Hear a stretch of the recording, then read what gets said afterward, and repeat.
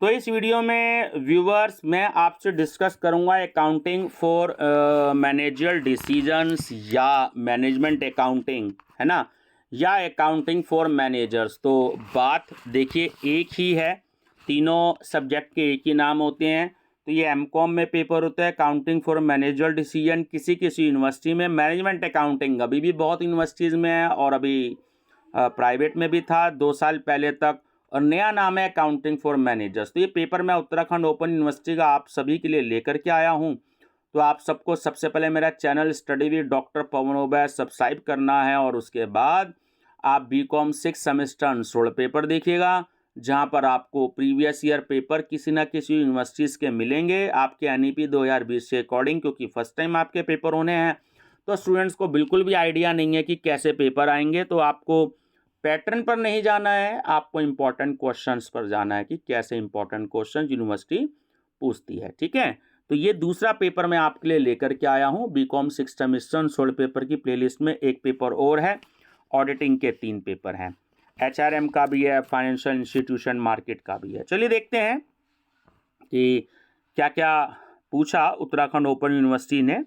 तो इन क्वेश्चंस को जरूर याद कर लीजिएगा, है ना। तो नंबर फर्स्ट क्वेश्चन है, define management accounting, what are its main tools and techniques.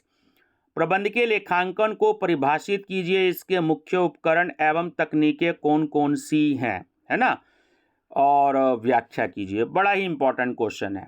Second देखिए, ये रेशियो एनालिसिस का क्वेश्चन है, अनुपात विश्लेषण का।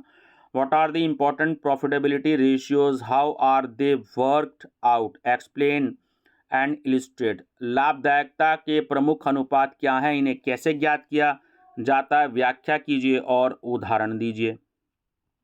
उसके बाद आपको देखेंगे न्यूमेरिकल दिया है कि from the following balance sheet of X limited you are required to prepare. तो ये क्या आपका schedule of working capital change and fund flow statement, है ना। तो ये फंड फ्लो स्टेटमेंट का न्यूमेरिकल है। देखिए इस तरह का यूनिवर्सिटी पूछती है। लैंड एंड बिल्डिंग गिवन है, प्लांट एंड मशीनरी गिवन है। वीडियो को आप पॉज करके अमाउंट भी देख सकते हैं या दोबारा वीडियो को सुन सकते हैं।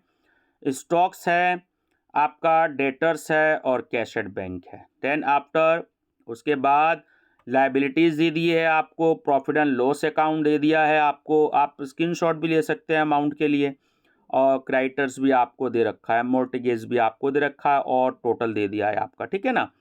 अच्छा, इसके बाद जो है फोर्थ क्वेश्चन दिया है ना आपको, the following information is available about ABC limited. तो ये आपका ब्रेक इवन पॉइंट का जो क्वेश्चंस हैं, जैसे sales 6 lakh, variable cost less होती है हमेशा, 4,50,000 कंट्रीब्यूशन आता है, बैलेंस अमाउंट, है ना, और 1,50,000 फिर फिक्स कॉस्ट माइनस कर देते हैं उसमें से 90,000 की, तो प्रॉफिट आ गया आपका 60,000। तो मेरा बड़ा ही फेवरेट चैप्टर है, मैं आपको बता दूं स्टूडेंट्स, ब्रेक इवन पॉइंट के नाम से मैंने एक प्लेलिस्ट बना रखी है, उसमें काफ़ी सारी वीडियोस हैं। तो उसमें very short question, long question जो न्यूमेरिकल्स हैं, मैंने घर पे कोरोना टाइम में वीडियो बनाई थी, 2.5-3 साल पहले की बोर्ड की वीडियो है, घर की है, तो आप उसको देखिएगा, आपको हेल्प मिलेगी, है ना। और किसी बुक की रिक्वायरमेंट नहीं है, मैंने न्यूमेरिकल बोर्ड पर लिखे हुए हैं। और एक दूसरी प्लेलिस्ट और है मैनेजमेंट अकाउंटिंग की, तो उसमें 2 साल पहले की कोरोना टाइम की क्लासरूम की वीडियो है, कॉलेज में मैंने पढ़ाई थी, तो उसको अपलोड भी कर दिया था।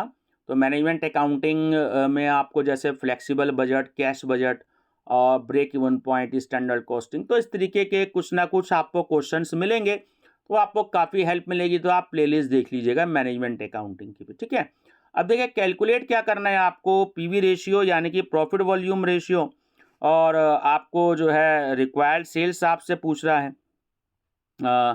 कि जब 90,000 रुपये दे रखे हैं तो रिक्वायर्ड सेल्स क्या हो गया ना, प्रॉफिट। और उसका प्रॉफिट दे रखा है कि यदि सेल्स आपकी 9 लाख है, तो सीधी सी बात है, फार्मूला लगा दीजिएगा, profit is equal to sales into PV ratio minus FC। तो बड़ा ईजी है, लॉन्ग मेरा फेवरेट चैप्टर है ना, बहुत ईजी चैप्टर है ये, अगर ढंग से समझ में आ जाए तो।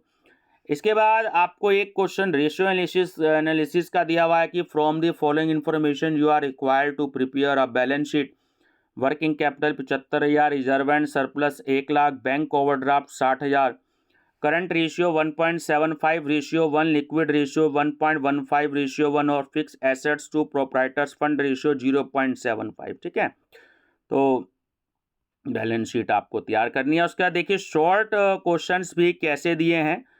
तो नंबर फर्स्ट है, what are the main objectives of analysis of financial statements, वित्तीय विवरणों के विश्लेषण के मुख्य उद्देश्य क्या है। सेकंड है, explain the current ratio and liquid ratio with example. So ratio analysis में से ही क्वेश्चन दिया है।